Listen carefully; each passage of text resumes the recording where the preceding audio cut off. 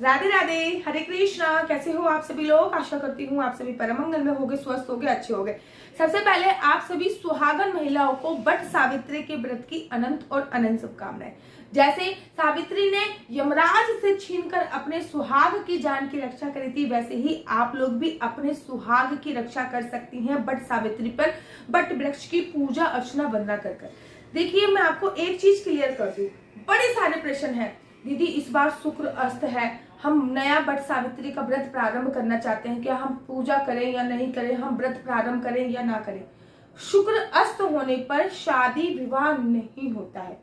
शुक्र अस्त होता है तो शादी विवाह जैसा कार्यक्रम नहीं होता, लेकिन वट सावित्री का व्रत जो कि आपके सुहाग से संबंधित होता है वो आप प्रारंभ कर सकते हैं। इसमें शुक्र अस्त का कोई भी रोल नहीं होता। तो एक डाउट आपका क्लियर हो गया कि हम नया व्रत जो लोग प्रारंभ करना चाहते हैं वो लोग प्रारंभ करें कि नहीं। हाँ, आप लोग शुक्र अस्त होने पर वट सावित्री का नया व्रत प्रारंभ कर सकते हैं, कोई भी परेशानी वाली बात नहीं।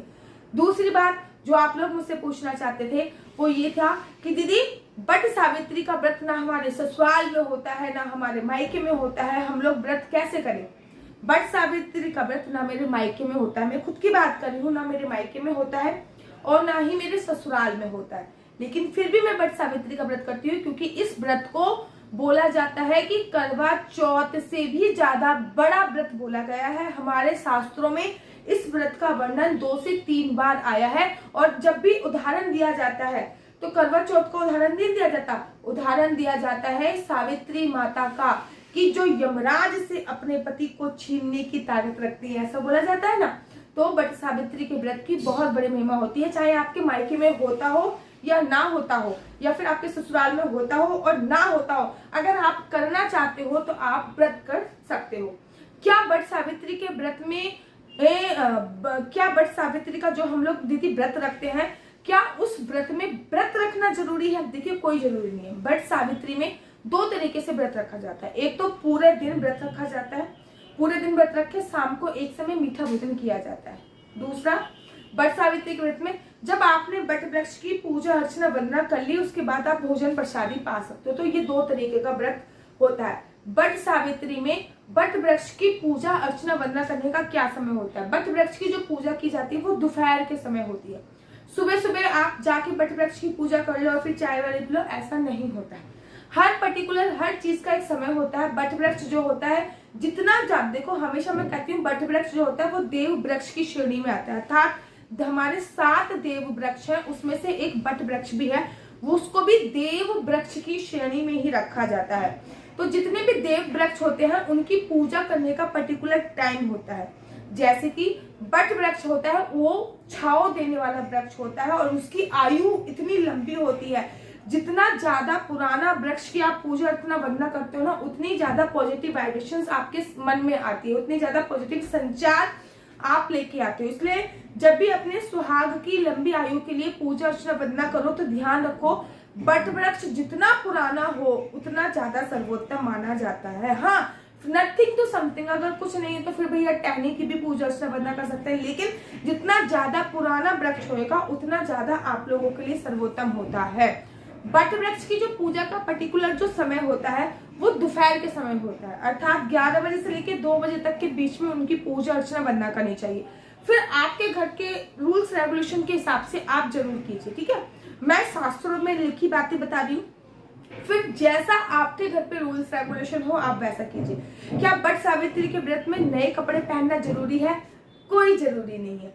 कोई कोई सुहाग का जोड़ा पहनकर वट सावित्री का व्रत करता है, कोई कोई केवल और केवल मतलब अच्छे परिधान पहनना जरूरी है। हाँ, सुहाग की सामग्री लगाना जरूरी है, जैसे सिंदूर लगाना बहुत जरूरी है, चूड़ी पहनना बहुत जरूरी है, बिंदी पहनना बहुत जरूरी है, बिछुए पहनना बहुत जरूरी है, पायल पहनना जरूरी है, ये सब चीजें पहनना जरूरी होता है। लेकिन नए वस्त्र अगर आपके उधर ये है कि हाँ नए वस्त्र पहने जाते हैं तो आप पहनिए, अगर नहीं है तो मत पहनिए, कोई कंपलसरी नहीं है। लेकिन हाँ, धुले हुए साफ कपड़े पहने जाते हैं। कैसे पूजा की जाती है? सबसे पहले आपको सुबह सुबह उठना चाहिए।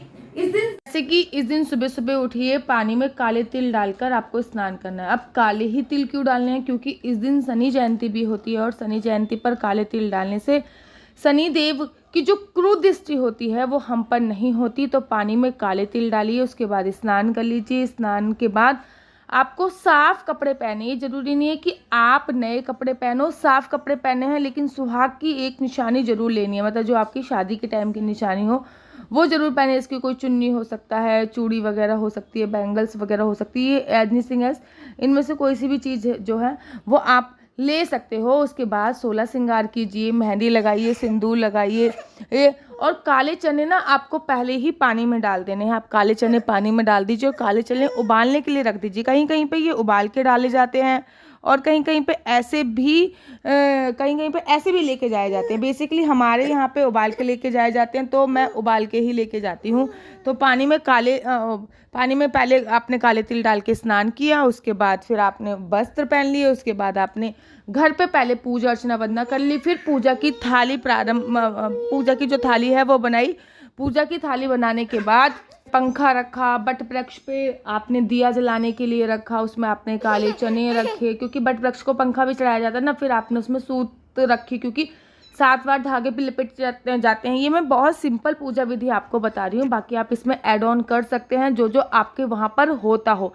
इसमें आपने सिंदूर रखा, थोड़ा सुहाग का सामग्री रखा, 1-2 सीजनेबल फ्रूट रखे, जिसकी तरबूज हो गया, खरबूज हो गया, जो सीजन के फ्रूट होते हैं ना वो आपने रखा। और उसके बाद आपने उसमें कुछ दक्षिणा अवश्य रखनी है। जल रखना है मीठा, क्योंकि सबसे पहले जल ही चढ़ाना होता है। कहीं कहीं पे पूरी भी रखी जाती है, वो सबकी अलग अलग पूजा पद्धति होती है। तो आपके यहाँ पे जैसी भी होती है वो जरूर कीजिएगा। मैंने कुछ स्पेशल चीज़ें बताई हैं, जैसे कि पंखा बहुत ज़रूरी है, जल बहुत ज़रूरी है, काले रंग के चने बहुत ज़रूरी होते हैं, पानी बहुत ज़रूरी होता है, सुहाग का सामान बहुत ज़रूरी होता है, सिंदूर बहुत ज़रूरी होता है, और जो कलावा होता है या फिर जो सूत होता है जो बट वृक्ष पर लपेटते हैं वो जरूरी होता है। उसके बाद बट वृक्ष के पास जाइए, उनको जल चढ़ाइए, दीप प्रज्वलित कीजिए।